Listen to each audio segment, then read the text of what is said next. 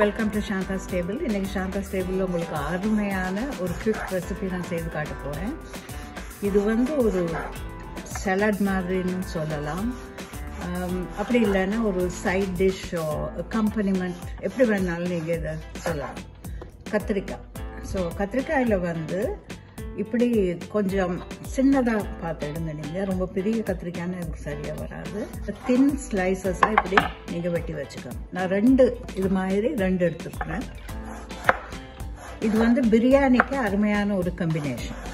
Vegetable biryani, சிக்கனோ லேம் biryani, அப்படி இல்லைன்னா புலாவ், நெய் சாதம், எதுக்கு வேணாலும் நீங்கள் இது ஒரு கம்பினேஷனாக பாவிக்கலாம்.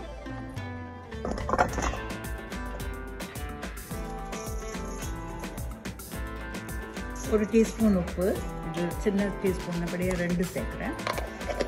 அப்புறம் மஞ்சள், ஒரு 1/2 டீஸ்பூன் மஞ்சள் சேர்க்கலாம்.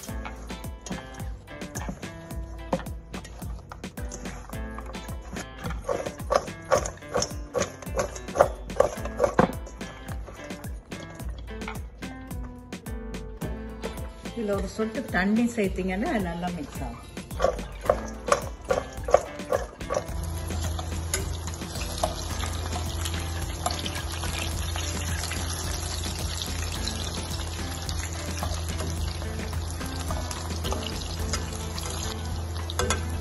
இது ரொம்ப முருக பொரியணுன்ற அவசியம் இல்லை.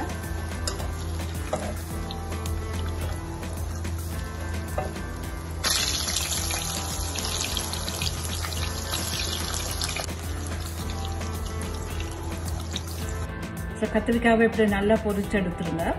ஸோ இது அப்படியே இந்த பேப்பரில் கொஞ்சம் நேரம் இருக்கட்டும். அதாவது அதில் இருக்கிற அந்த எக்ஸஸ் ஆயில், எண்ணெய் மேலதிகமாக இருக்கிறதெல்லாம் அந்த பேப்பரில் போயிடும்.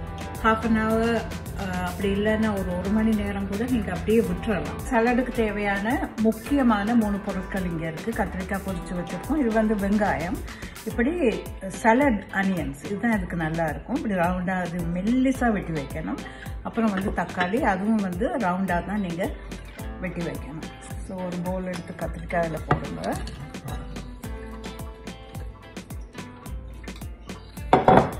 வெங்காயம், தக்காளி.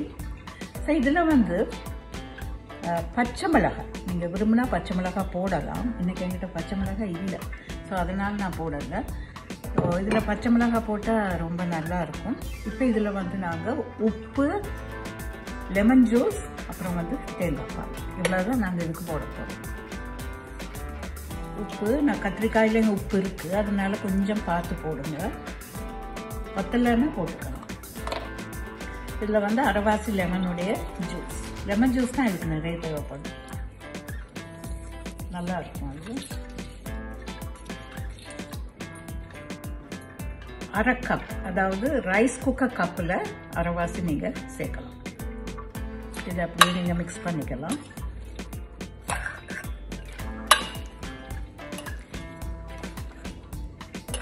பச்சை மிளகாய் இதில் போடாதபடியாக இதில் கொஞ்சமாக க்ரஷ்ட் சில்லிஸ் நீங்கள் போடலாம். ஸோ க்ரஷ்ட் சில்லிஸ் ஒரு கொஞ்சமாக நீங்கள் இதில் போட்டுக்கலாம். நல்லாயிருக்கும்.